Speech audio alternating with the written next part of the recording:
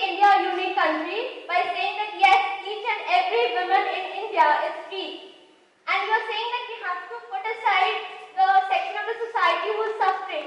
But we are talking about India, the pure section of free. And even if there is one woman who is suffering, even then we can't say that Indian women are free until all are free. Mr. Dania,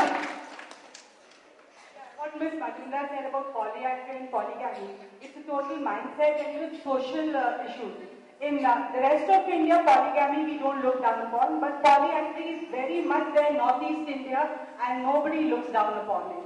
And second point, I would like to go along with Halima, the very fact that today we are discussing, talking about, debating, India is free but her women are not, shows that we are free. It was really striking to hear when you said that just because of one Nirbhaya, what about those 2,20,050 women who were violated? Just because of one Nirbhaya, that doesn't mean we'll think of people who only us safe. Because if you say that women are coming up and if one drop makes an ocean, then even these cases make an ocean, it's already become an ocean. And where we are just now votes in it. For the fact, India has the largest number of professionally qualified women. And there is a population of, that is a majority population is free to do what they want. Even if the person is subject to such misery, atrocities, she has the freedom to speak up against it. Like she said, if we can go, it's only because we went along with it, we allowed the men to do it. We have the freedom to stand up against it, why don't we? And Subha Vasti. So as my worthy teammate Sherry spoke about the atrocities against women, I would want to speak about one more factor that is destroying the position of women in India.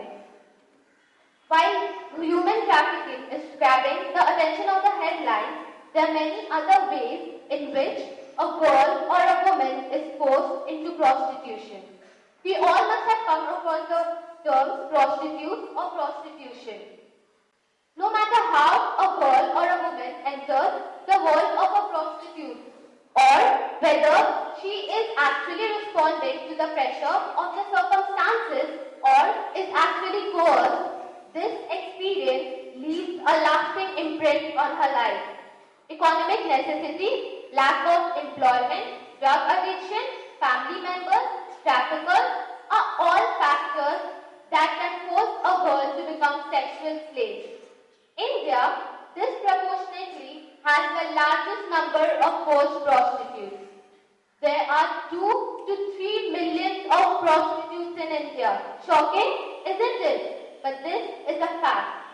A significant number of whom have entered the industry unwillingly. A study has found out that Indian prostitutes who began as teenagers, about half of them said that they were coerced into the brothels, and the other half, who began in the mid-20s, made the choices for themselves, usually to feed their children.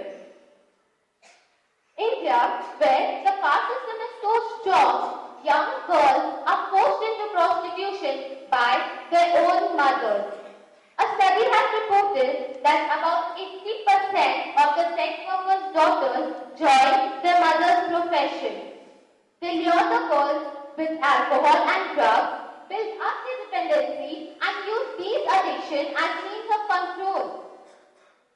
Another study has reported that about 89% of prostitutes in India do want to escape.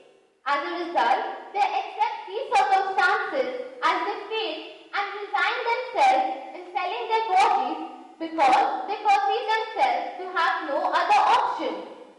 I would like to present in front of you the real-life story of Maya, which is a fine example of forced prostitution. Maya, the daughter of Mr. Achilal and Mrs. Basanti Devi, lived in Munshipura, Mau district. On 3rd September 2006 at 6 p.m., Maya was kidnapped by 2 boys named Prakash and Ajay. The victim was given intoxicating substances. After regaining the soundness of her mind, she found herself in a room without any clothes in her body. There, she was further beaten up and raped by the kidnapper. Then, she was sold to a lady called Akhtar Begum for 30,000 rupees. Yes, 30,000 rupees only, a girl was sold. Then, she was forced into prostitution. And when she refused to become a prostitute, what was the result? She was further beaten up, abused, and burned with a hot red iron rod.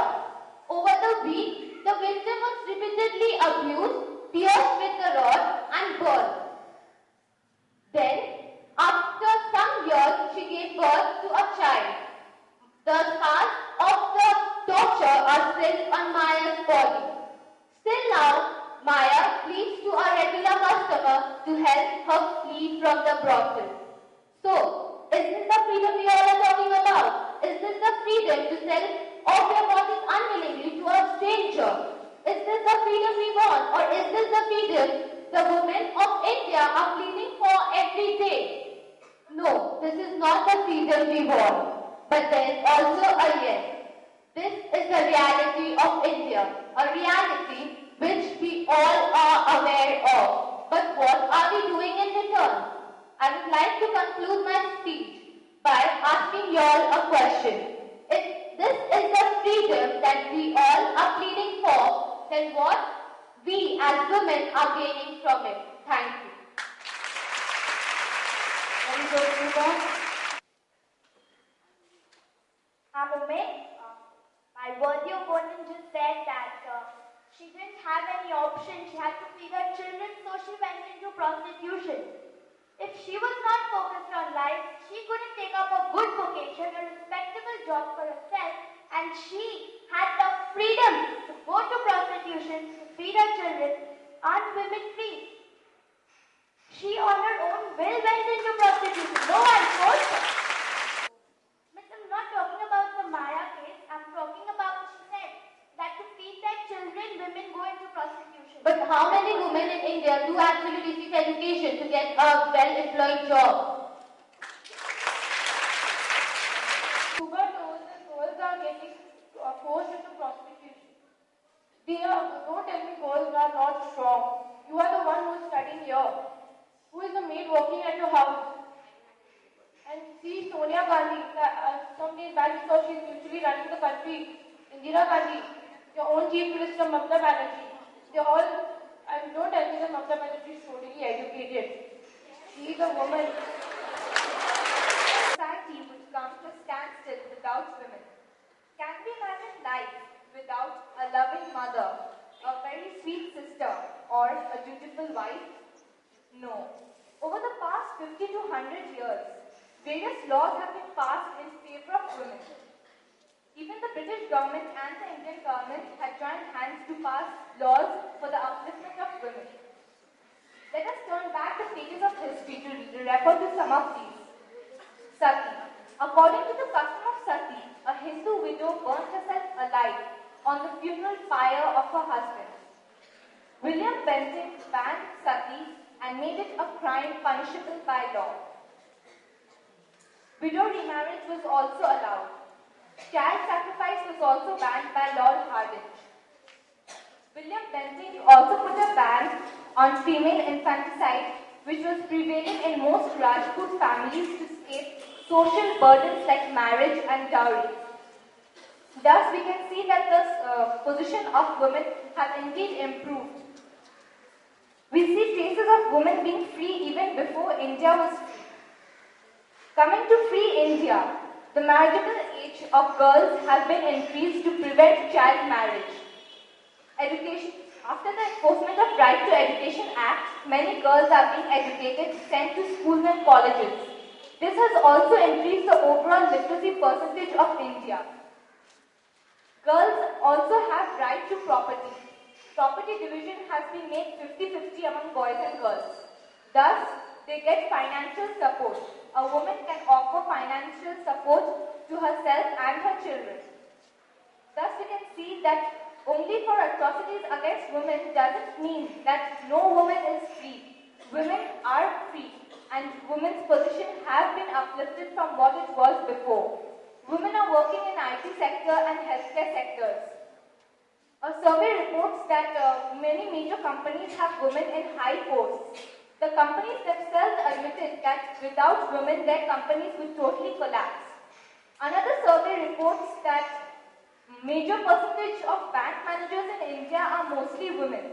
So we see that women have come a long way from what they were before, and they can consider themselves as par with men. Yes, it's true that Indian women have changed. It's not that we don't have exemplary luminaries from this gender, but it's probably that the Indian man has not kept up with the changing woman. So I think it's high time we stop worshipping the Sitas and the Parvatis and let's bring the Kalis out. Good morning, I am Detkanya. She told about the right to property. Women get property.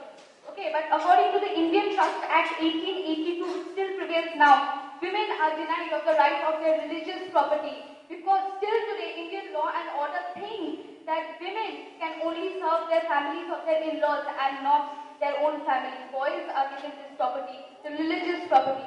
And secondly, you gave a list of a lot of acts.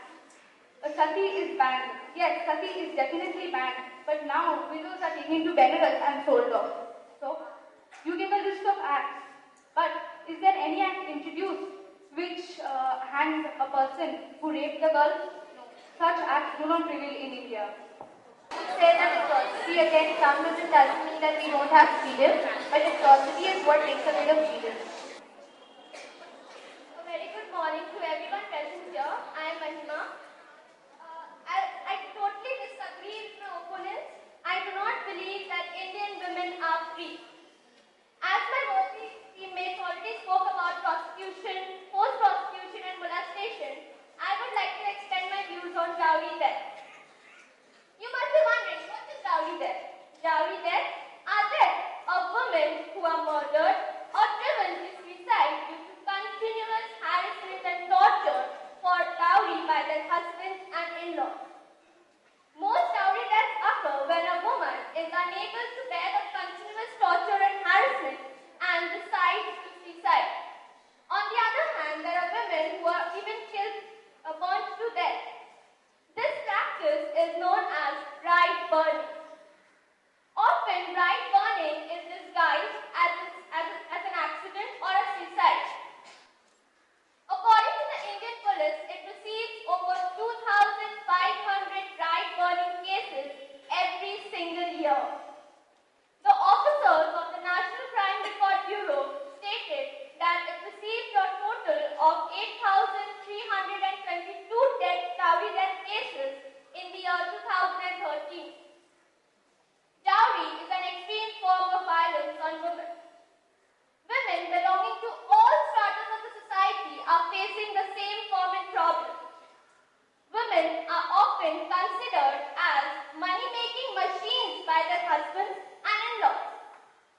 Now, I would like to present before you a simple case study in order to substantiate my point. Mehbooba Khanu of Bhola district is fighting for survival despite several life-saving surgeries. Torture, physically and mentally, is a way of life. Why? Just because she was unable to give the dowry that was expected of her. On top of it, she also protested against her husband's extramarital relationship. And she was against it. She was totally against it and she refused to accept that. And what was the result? In order to stop this frequent quarrels, her husband and the in-laws, they decided to threaten her by saying that they would kill her son. Mehbooba Khanu realized that now the only way out was to be independent economically.